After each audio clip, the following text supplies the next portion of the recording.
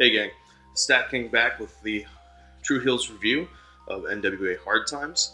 I kind of like the pay-per-view. I think it was better than your average WWE pay-per-view, which is always nice. It's not always a difficult thing to do, but it is nice when it happens from a different promotion. The pay-per-view had ups and downs, as any pay-per-view will. They had a lot to juggle. They had to create a narrative throughout the pay-per-view with the TV title tournament that was going on, while also making you still care about individual matches that were not in the tournament and the individual competitors within the storyline of what's going on with Flip Gordon, Nick Aldis, Marty Scurll, the Strictly Business versus Villain Enterprise kind of feud that's slowly been building. So with that being said, they start off fast and furious with Trevor Murdoch over question mark. These are two faces, two people that the crowd cheers for. Technically, question mark is a heel, but he's a face to the crowd. And this is a different crowd than the previous TV tapings, so the face aspect of it is still holding over. He's definitely over with the crowd. Trevor Murdoch defeats question mark, and they're moving very quickly through these matches. Because remember, all of these matches still have that 6 minute and 5 second time stamp of allotment. But they did say that if anybody goes over the time limit, any match goes over the time limit, that instead of normally the two men being disqualified and the person they would face basically getting a bye, the winner will be determined by judges, one of whom will be Billy Corgan. So the second match is Dan Maff versus Ziggy Dice. Now this is where I think my first prediction kind of went out the window. They gave Dan Maff the victory. I thought that the finals would be Ziggy Dice versus Ricky Starks. I will be correct on half of that. Ziggy Dice is eliminated in the first round. I think it's... I see why they did it, because he's going up against the Ring of Honor guy. Matt Cross is Ring of Honor, I guess, but I don't think he's a regular Ring of Honor signed person. I think he's more of a freelancer for Ring of Honor. Maybe he comes in for a taping or two, but Dan Maff is actually signed to Ring of Honor, so it's more important if you are trying to build or make stronger, not build, they have the relationship already, but make stronger the relationship between NWA and Ring of Honor, that the Ring of Honor representative would go further in the tournament. So I can see why it happened. I don't think it should have happened, but I understand why it happened. So the next match is the other non-NWA competitor, Matt Cross versus Ricky Starks, and Ricky Starks picks up the win. This was, until later, my match of the night, which will quickly change in 2 matches time. But this was a very solid match. I like how they are showcasing Ricky Starks within 3 matches. You can already see where the storyline is of the tournament. The storyline within the show itself is going, because you have your overall storyline to the pay-per-view. In a traditional sense, you have your storyline to the pay-per-view. You have your storyline from your starting points till the end of the storyline itself. You have the storyline from the start of the storyline to the end of the year. And within each show, within each, say, Raw or SmackDown or weekly show, you have a storyline also that everything pushes that narrative. So the story within the pay-per-view is Ricky Starks, is he the man of destiny to be the TV title champion and win this tournament? So having him pick up a win over Cross is nice, and it also, if you think about it, it will give something for Ziggy Dice to complain about. He can always say that he didn't know really who his competitor was. He didn't know, within the timeline, despite this being, taping. If we consider if we consider Ziggy Dice finding out when we all did when it aired, then Ziggy Dice did not know until very short notice who his opponent would be. So next is supposed to be Tim Storm versus Ken Anderson, but we find out that Ken Anderson cannot compete. This seemed a little weird to me. They don't really give an explanation. I think they said it was an undisclosed medical reason. Tim Storm's going to accept the bye that he is basically given and advance in the tournament. I think this now means that he's going to be facing Ricky Starks, which is going to be a nice match for them to have. But what I didn't like about it was I felt as though they could have come up with a better reason as to why Ken wasn't there. Now, Ken could very well have not been there for a legit medical reason. I don't know. But I think with the story they were telling with the heel turn and Colt Cabana, then they could have done something there. They could have said, Colt Cabana and Ken Anderson got into a scuffle, and Ken Anderson was injured, and so he won't be able to compete. And then you do a little quick promo from Colt Cabana talking about how this was only some of the payback that Ken Anderson deserves, but he's going to get him in the future. So rest up, Ken. Be good, Ken, because when you get back here, I'll be ready and I'll be waiting. They could have done something like that. They could have also... There's a number of different things they could have done. But they decided to go with a nondescript medical injury, and I don't think that helps. I don't think that helped. I don't think that helped Tim Storm. I don't think it helped Ken Anderson. I don't think it helped Colt Cabana. I don't think it helped the overall storyline. But I mean, it moves things along. They also have a time limit for when they're able to when they're airing this pay-per-view. The next thing that they have is an announcement that the Crockett Cup will be coming back in April of this year. That's actually going to be the next pay-per-view. So that's something that they're going to start building towards now, which is more tag team based, which is nice to see that they are showcasing different aspects of wrestling and different aspects of the NWA roster as we move through the year. So speaking of tag team wrestling, the very next match is the Rock and Roll Express defending the tag titles against the Wild Cards and Eli Drake, and this is where the next one of my predictions kind of goes down the toilet. I predicted that Wild Cards would win because Wild Cards have been getting the short end of the stick in singles matches, but they're ostensibly a tag team, and they were the tag team champions until Rock and Roll Express took the titles from them. So I figured they would have a strong chance to pick the titles back up, thus cementing Strictly Business as a strong unit. But they went with Eli, Drake, and James Storm. I'm not mad at the outcome, in the sense that I felt Rock and Roll Express had to drop the titles. They're just not... I feel as though Rock and Roll Express are more of a special attraction at this point. They are more useful behind the scenes and coming out for more sporadic appearances, maybe once or twice at taping, than they are having full-blown title defenses. You're trying to build around the future of the company, and while Eli Drake and James Storm are established veterans by far, both have been wrestling for more than 20 years, around 20 years, I think, each. You want to be able to establish them within the NWA narrative. And within the NWA narrative, Eli Drake has been going up, but he's kind of starting to plateau. James Storm was up, dropped when he lost to Aldis, and has been kind of building himself back up. So I'm not mad at the outcome. I just felt as though it should have been the other team. So now after that they do a great promo, and that was part of what won me over as to being less upset about Wild Cards not being the ones who picked up the win. So congratulations to Eli and James Storm for winning the tag titles, not coming up with a tag team name, but knowing that they are going to defend the titles and be the honorable champions that we look for. After that is the match of the night. Thunder Rosa defeats Allison Kay to win the NWA Women's Championship. Now, I thought Allison Kay was going to retain because for me, the money match is Allison Kay versus Melina.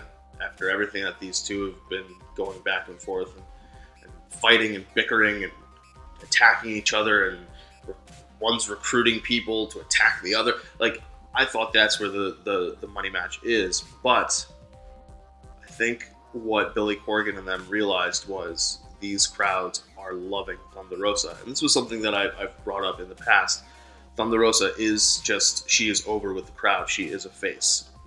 Despite the fact that she is doing heel things or is acting the way, in the manner that a heel does, she is over with the crowd. And it's better and easier to do something with that than it is to try to force somebody to chase a reaction that they're not getting.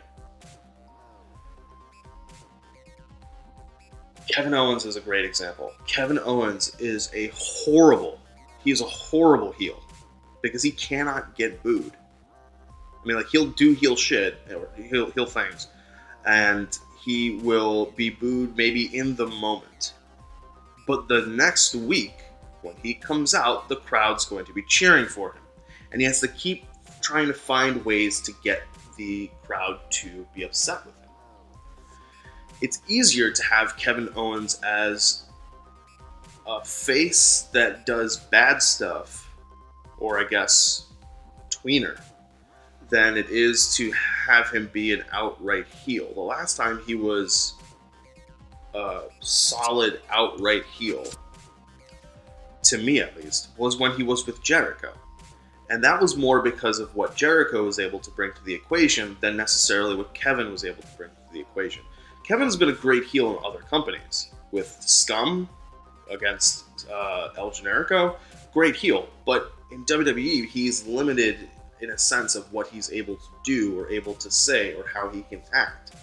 And WWE audiences also kind of like that smart alecky, cocky heel. I mean, look at The Miz. So, in that same sense, Thunder Rosa, because she's not cutting promos all the time or as extensive as they do in WWE, and the crowd already kind of likes her, it's difficult for her to be a heel. So I'm anticipating some kind of face turn in the future, especially when you consider I think it was the last Powerrr before the pay-per-view, she had a match against Tasha Steelz. She wins. Tasha Steelz. She wins a match, and I remember there's a promo where, yeah, it is. She beats Tasha Steelz, and then I think it's Marquez asks her what Melina's plan is for Allison Kay, and she says, we have to ask Melina that. I don't know. Like, I have nothing to do with that. And so I think that's kind of her starting that, the character of Thunder Rosa starting to distance herself from Melina. I think there's going to be some kind of face turn in the future for that. So after this, the piano music plays, and the one true villain himself is here in the flesh, more than likely to cheer on his friend Flip Gordon, but he cuts a promo on Nick Aldis talking about how he wants to face Nick Aldis for the 10 pounds of gold. This is a continuation of things that we know about, things that we have seen, things that we understand are being built and are being presented in front of us. That's why it's Nick Aldis versus Flip Gordon in a non-title match. So we see what Marty's trying to do, we understand what Marty's trying to do, and then we see Nick Aldis come out. And they kind of have a pretty decent exchange, a pretty decent back and forth. Aldis says that he will make the match against Flip a title match, which is something that Marty was talking about. Why aren't you defending the title? Why is it a non-title match? But if Flip wins, he is the NWA champion. And if Nick wins, any future business between Marty Scurll and Nick Aldis will be on Nick Aldis' terms. Now, in the preview for this pay-per-view, we talked about how Flip was more than likely not winning this match. This kind of confirms that Flip is more than likely not winning this match. It's not happening. Because we're clearly building that storyline between Marty and Nick. And what makes it more sympathetic for the babyface, which is the villain, weird juxtaposition there. But it's more sympathetic when the heel has all the cards. Marty's the one who wants the match. Nick doesn't want the match. Nick beat Marty last year, the Crockett Cup, I think. Yeah, Crockett Cup. So why does Nick need to give Marty the match? There's really no reason. Marty's the one who wants the match. So it's only befitting that we put more and more control in the hands of the heel. So there's more and more for the face to overcome. So Marty agrees to the stipulation, and all this says, the other part of it is that you have to leave. And they have security escort Marty out of the building. Going back to the TV title tournament. See, this is how they have TV title matches. They have non-TV title matches that are designed to move the overall pay-per-view along, but also continue to make you concerned about those individual stories within those matches. And now we're back to the TV title tournament. We have Trevor Murdoch going over Dan Maff. Strong match, two big men. It's a really, really good match. But we have Ricky Starks going over Tim Storm. This is a great match. Great match. What I liked about this match is I think this is a match that this is one of the ones that I called for it to be the semifinals, where you have Tim Storm, who is kind of a gatekeeper, a respected gatekeeper, and gatekeeper is not an insult. Sometimes it can be, but in this context, it's not an insult. It's as though when they said in the NFL, when a quarterback is called a game manager, sometimes it can be bad, sometimes it can be good. Alex Smith, as a game manager for the Kansas City Chiefs, was a phenomenal thing. They did very well. They never got over the hump. They never got to Super Bowl and won a Super Bowl or anything like that. But the pieces were there. It was not, he didn't need to do more or be more. I mean, if he was, that was great. But the goal of the team was to build around other components. So in this situation, in the NWA, Tim Storm is kind of a gatekeeper. He's a well-respected legendary figure that people look to see what is he doing, what's he involved in, what does that mean for the person he's up against, and what does that mean for the company as a whole. So to have him be the person that Ricky Starks has to overcome when Tim Storm has not had a match is very important. And maybe there really is legitimately nothing wrong with Ken Anderson, and this is why they wanted to do this. They wanted to have Ricky Starks, having already had a match, face Tim Storm, who hadn't had a match the entire night. It's more and more for Ricky Starks to overcome, but it's done in a way that it's different than a normal heel versus face dynamic, right? So by putting more, assuming Nick wins, there's more and more for Marty to have to overcome to face Aldis and get the title. But that's stuff that's obstacles that are being put in his place by the heel. In this situation, Ricky has to go up against another face. I didn't want to say face another face, and I just did. But he doesn't have to go up against a heel. He has to go up against another face. And in this situation, how do you make it more difficult? In addition to the fact that Tim Storm is already a well-respected veteran, you make it so that the well-respected veteran didn't have a match. He's 100% fresh. This guy, who knows that ring inside and out, has beaten some of the best names, has gone up against some of the best names, even if he lost. He has had 0 matches tonight. Ricky Starks already had to beat somebody that he, technically speaking, didn't really know he had to face. It's not as though they told him, hey, you're going to have to face Ziggy Dice, and he's seen Ziggy Dice, or you have to beat anybody else in this Ken Anderson, who I believe, if I remember right, I think he's faced Ken Anderson before on NWA Powerrr, or at the very least, he's seen Ken Anderson matches because he's there at Powerrr and he's seeing what Ken Anderson is doing in the ring. Matt Cross is a complete unknown to him, technically speaking. Maybe he got some tape. Maybe he went on highspots.com and all these other different streaming services, Honor Club, and this, that, and the other, and New Japan World, and he was able to watch some things and get up on some stuff. But he's never, as far as we know, he's never faced Matt Cross in the ring. So first round, he beats somebody that he can't really prepare for. Second round, he has to beat a veteran who has not had a match the entire night. And what does he do? He pulls out the win. Ricky Starks goes over Tim Storm, and now what have they set up? The third match, the finals, is going to be Ricky Starks versus Trevor Murdoch. Another face. But what have they now done? They've now made a huge size comparison. Size difference. Trevor Murdoch outweighs Ricky Starks by, I don't know, at least like maybe 100 pounds? Maybe? Probably more? He's got the power. Ricky Starks has to bring the speed.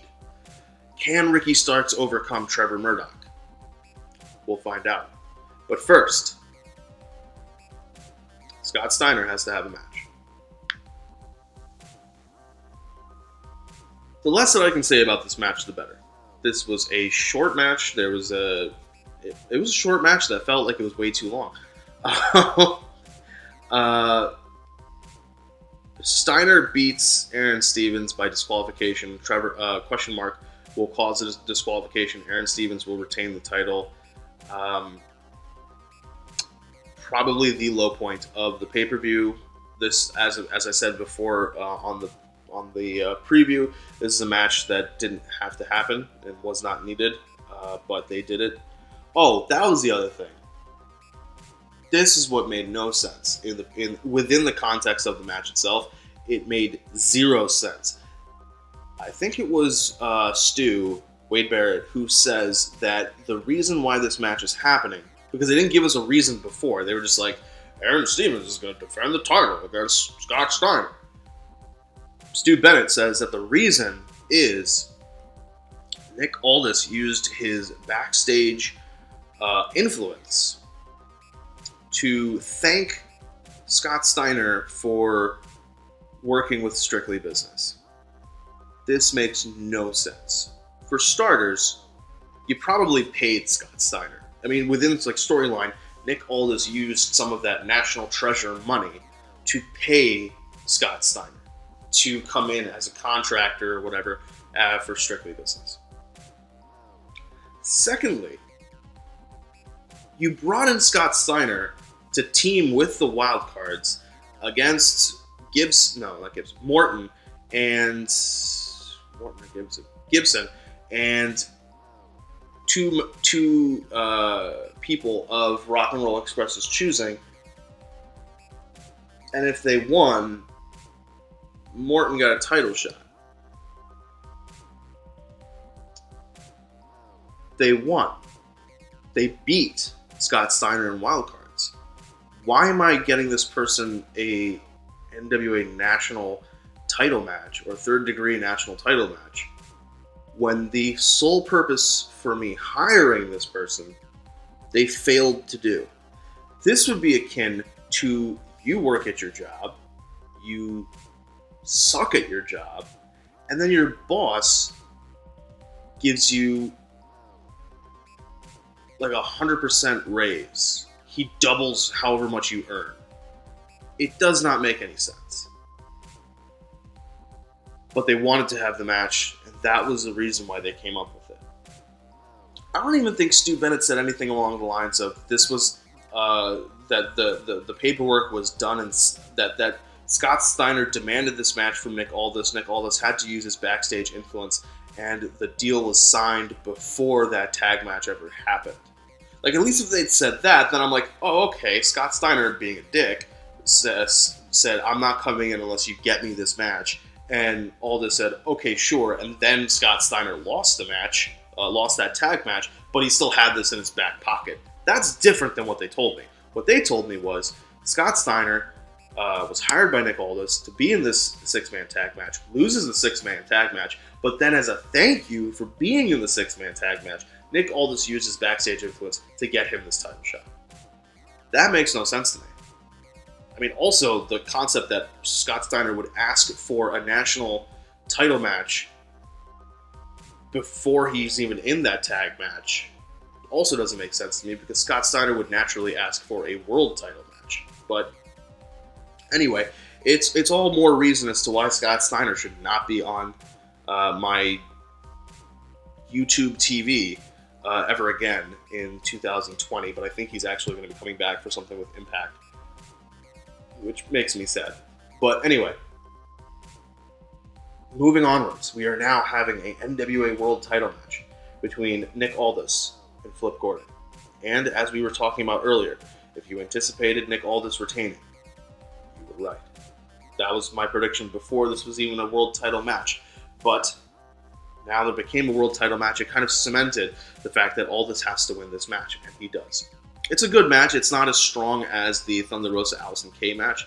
I had to rewatch it. I was in the middle of things while the match was happening here in the. I guess I haven't come up with a name for this abode that deals with the concept of being a StatKing, but we sure will work on that. We'll workshop that. But in the kingdom, there was something that needed to be done in the kitchens, shall we say. And so I wasn't able to pay too much attention to the match. But it was, so when I rewatched it, strong match, just not as strong as that Thunder Rosa Allison Kay. That was a really big face versus face match where the crowd was invested in both people. They were booing Allison Kay, but they were invested in the match and they were invested in both people. In this situation, the crowd just doesn't, like, they know Flip, but they have no reason to, like, Flip's not an NWA person. So Aldis retains, and now we're moving to the finals of the tournament, and this is also an incredibly strong match. Ricky Starks does pull out the win, a gutsy win over Trevor Murdoch. He has now beaten 3 men in one night. The first one, he couldn't really prepare for. The second one was fresh and hadn't had a match and was a veteran. And the third outweighs him and outpowers him by like 100 pounds. Congratulations to Ricky Starks. Congratulations to NWA for telling a cohesive story for Ricky Starks and the tournament throughout the course of this pay-per-view. They did a really good job with the pay-per-view. I think it's like a 6.5, 7 out of 10 for what an NWA pay-per-view should be. That's something that we have to keep in context. If I'm grading an NWA pay-per-view, it's against what an NWA pay-per-view should be, not against all pay-per-views. Against all pay-per-views, it's probably a bit lower, but I would say maybe then it's like a 5.5 to a 6. But against Through the Fire, or Into the Fire, not Through the Fire, Into the Fire, it's stronger than Into the Fire. It had a much better storyline throughout the course of the pay-per-view. It advanced storylines. It continued to tell a strong story for Ricky Starks and for Nick Aldis and for Marty Scurll, and it helped move things along for Eli Drake and for James Storm. Thunder Rosa, we're going to now see the fallout from what happens with that and what's going on with Melina and that group. Overall, strong job by everybody involved. I really enjoyed the pay-per-view. If you haven't had a chance to see it, I do recommend checking it out. In the very least, check out the Thunder Rosa versus Allison Kay match of the night by far. All right, guys. I'll see you guys next time for the review of AEW Dark and NWA Powerrr. StatKing out.